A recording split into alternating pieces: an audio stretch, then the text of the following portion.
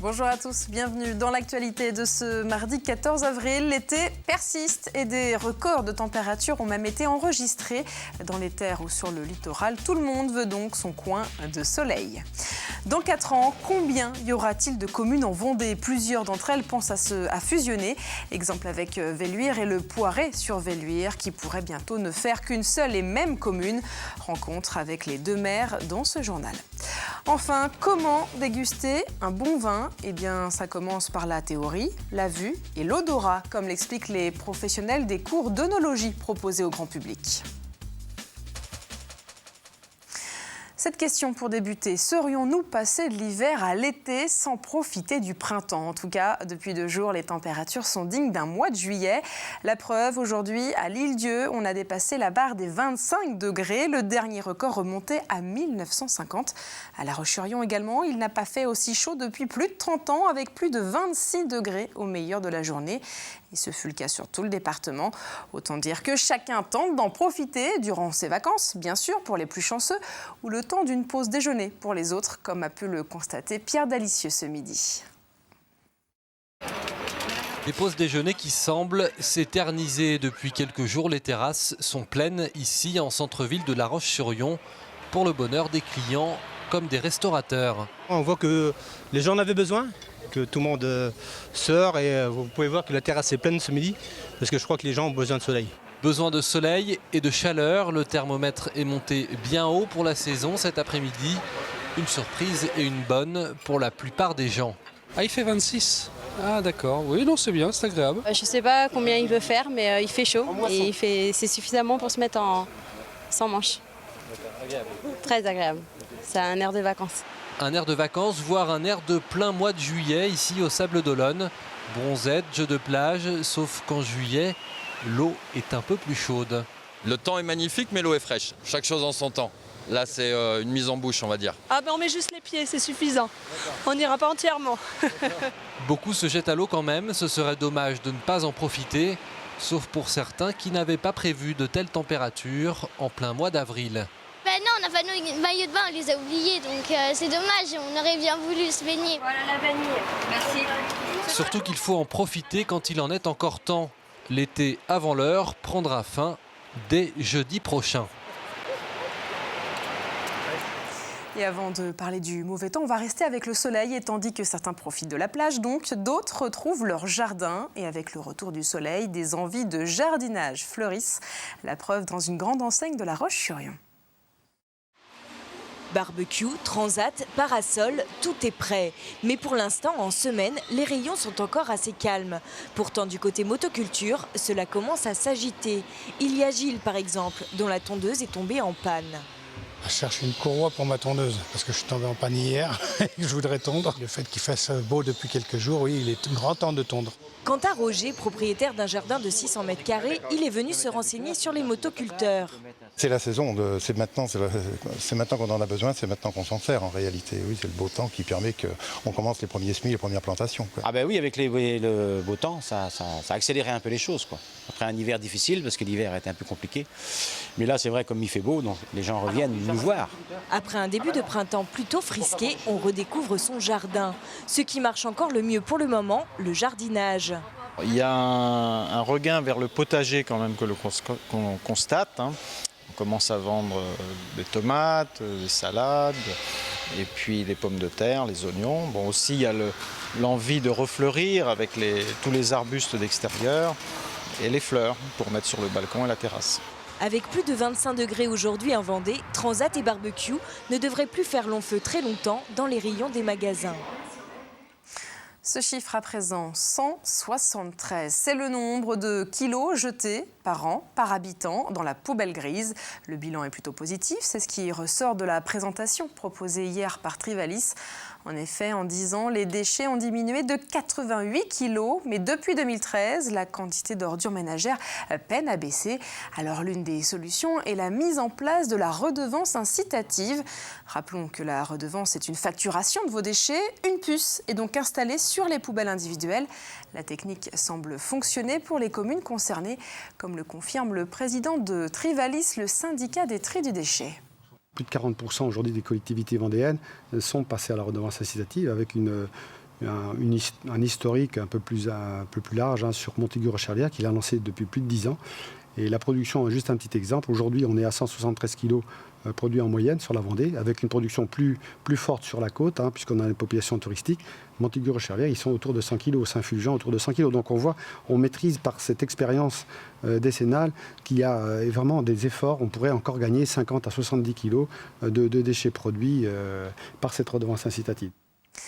Aujourd'hui, la Vendée compte 282 communes. Mais d'ici 4 ans, ce chiffre devrait diminuer. Certaines d'entre elles pensent en effet à fusionner. La plus importante serait celle entre les Sables d'Olonne, Olonne-sur-Mer et Château d'Olonne. Mais une vingtaine d'autres réfléchissent également à une éventuelle fusion, à l'image du Poiré-sur-Velluire et de Velluire dans le sud Vendée. Carl Laboureux a rencontré les maires des 2 communes de quelques 700 habitants chacune. Plus que ce pont qui relie Velluire au Poiré-sur-Velluire, c'est un projet commun qui rassemble les 2 communes, celui de fusionner et de ne faire plus qu'une. Une commune nouvelle qui permettrait de mutualiser les moyens, ce qui se fait déjà avec l'école notamment, mais surtout qui permettrait de continuer d'exister. On ne sait pas trop ce qui nous attend aujourd'hui. On voit bien qu'il y a une orientation qui est prise pour limiter le nombre des petites communes. Donc nous, on est un petit peu dans cette strate-là. Et plutôt que d'attendre quelque chose qui nous tombe sur le nez comme ça, et après, justement, ne plus avoir cette capacité de réaction qu'on a aujourd'hui, donc cette capacité d'initiative, on préfère prendre les devants et justement bien ancrer nos communes au sein de cette commune nouvelle. Une commune nouvelle qui bénéficiera d'avantages financiers de la part de l'État, l'État qui souhaite donc favoriser rapidement les fusions de collectivités. Mais au Poiré, comme à Velluire, si les 2 municipalités sont convaincues de la nécessité de ce rapprochement, elles ne souhaitent pas aller trop vite. 5 groupes de travail ont ainsi été constitués pour faire tout d'abord un état des lieux. Il y a la commission bâtiment, la commission voirie, la commission administration, la commission école et jeunesse et la commission finance. Donc chaque commission devra faire l'état des lieux de ce qu'il existe sur chaque commune afin de pouvoir justement mettre en parallèle nos 2 communes dans le fonctionnement, les différents investissements et les différentes pratiques qu'on a déjà en commun ou pas. Un travail qui sera présenté aux 2 municipalités puis à la population que les élus souhaitent associer au projet. Enfin, la nouvelle commune pourra voir le jour sur simple délibération des conseils municipaux. Restera alors à lui trouver un nom. Les Jeux Olympiques 2024 se dérouleront-ils à Paris? En tout cas, la candidature de la ville est validée. Pour le moment, le dossier n'a pas été déposé. Mais si Paris devenait la capitale des Jeux d'été, ce pourrait être une bonne nouvelle pour notre département, comme l'explique le président du comité départemental olympique et sportif au micro de Delphine Ledu. Il va y avoir des compétitions décentralisées, tout ne pourra pas se faire dans la région parisienne. Tout ce qui est sport sur mer ne pourra pas se faire dans la région parisienne. La Vendée est bien placée. Il y a quand même le Vendée Globe, il y a un pôle nautique sur Saint-Gilles avec bientôt un autre sur les Sables. Pourquoi pas envisager, oui, peut-être quelque chose sur la Vendée. Alors là, ce serait vraiment pour nous, ce qui irait de plus beau, quoi. Verdict donc dans quelques années. Avant ça, l'apprentissage était à l'honneur ce week-end. 173 jeunes vendéens ont présenté leur travail au public. 30 professions étaient représentées, de l'électricien au chocolatier, en passant par le fleuriste ou encore le carreleur. Vous le voyez d'ailleurs sur ces images de Jimmy Guérin, tournées dimanche à Chaland. Et les participants ont pu compter sur le soutien de ces artisans déjà couronnés meilleurs apprentis de France. Pour eux, leur présence était obligatoire. On écoute 2 d'entre eux. En tant que meilleur ouvrier de France, un de nos principes, c'est aussi de pouvoir transmettre aux nouvelles générations qui vont venir travailler dans ces filières. Donc il est évident qu'on se doit d'être ici pour eux lorsqu'ils font leur concours. Là, on est sous le patronage des meilleurs ouvriers de France. On doit transmettre son savoir. Donc d'organiser une journée comme tous les meilleurs ouvriers de France aujourd'hui ont organisé, c'est dans la logique de notre savoir-faire. La Fédération de la chasse recrute. Elle lance donc l'opération Le permis de chasser à 0 €. Cette mesure a été présentée lors de l'Assemblée générale au Vent d'Espace. Il faut dire que la Fédération vendéenne perd de plus en plus d'adhérents, près de 4000 chasseurs en 10 ans. Il faut donc séduire en espérant qu'il reste après la première année de chasse gratuite. Car au-delà du permis offert, le nouveau chasseur bénéficie de plusieurs avantages, comme l'explique le président de la Fédération. Nous allons lancer ce permis à 0 €, c'est-à-dire ça va comprendre disons, la formation gratuite au permis de chasser, donc l'inscription, la formation, le permis de chasser, l'assurance et aussi le plus important, c'est de trouver le territoire, notamment pour les chasseurs urbains. On va faire un bond dans le passé à présent, à l'époque où les chevaux n'étaient pas sous le capot mais servaient déjà de transport. Samedi, au Haras de la Vendée, les visiteurs ont en effet pu découvrir l'évolution des moyens de locomotion. Retour vers le futur avec Samuel Grasset. C'est la plus belle conquête de l'homme. Le cheval a été l'un des premiers modes de déplacement, individuel ou collectif avec l'attelage. Une technique que l'Institut français du cheval d'équitation continue à enseigner au sein du Haras de Vendée, avec des chevaux de trait percheron et cob normand. Il faut des chevaux calmes, des chevaux réactifs, bien dressés bien sûr, et des chevaux justement qui s'adaptent à toutes les situations qui pourraient subvenir lors des formations. Donc c'est des chevaux qui permettent de mettre la clientèle, on va dire en tout cas les élèves, en confiance. Pour passer du cheval au cheval vapeur, il aura fallu attendre plusieurs siècles, comme avec cette Peugeot 190 S, une vieille dame de 1929 qui roule encore. Vitesse de pointe 50 km/h. C'est vraiment un tout petit moteur qui fait même pas 1000 cm3. Donc qui est vraiment fait pour les petits trajets des gens qui étaient habités plutôt à la campagne pour aller rejoindre la grande ville. Mais c'était pas un véhicule vraiment routier comme on pourrait en trouver aujourd'hui. Là, il faut amorcer un petit peu l'essence si on veut. Ce qui est intéressant, c'est l'évolution, bien sûr, que ce soit du point de vue carrosserie ou moteur. Mais ce que j'admire le plus, moi personnellement, c'est ces gens qui récupèrent ces véhicules et qui réussissent à les mettre en l'état pour notre plus grand plaisir. De la coccinelle lancée dans les années 30 aux alpines des années 90, l'accent aura été mis sur la vitesse et le confort. Le 21e siècle automobile, lui, est plus virtuel. Derrière ces écrans, on peut simuler la conduite d'un bus ou d'un poids lourd. On a différents logiciels. On peut travailler sur de la conduite en sécurité, on peut travailler sur de l'éco-conduite et on peut travailler aussi les manœuvres d'examen en poids lourd.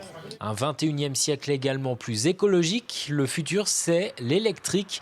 Des voitures plus silencieuses qui feraient presque oublier la petite musique des moteurs du passé.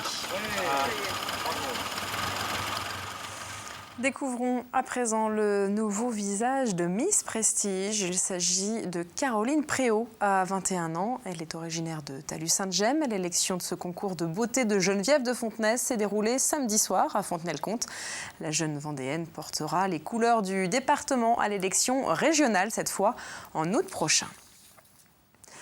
On le sait, les Français sont réputés pour leur consommation de vin, mais finalement, est-il vraiment bien choisi et dégusté? Depuis plusieurs années, des cours d'œnologie sont donc proposés au grand public.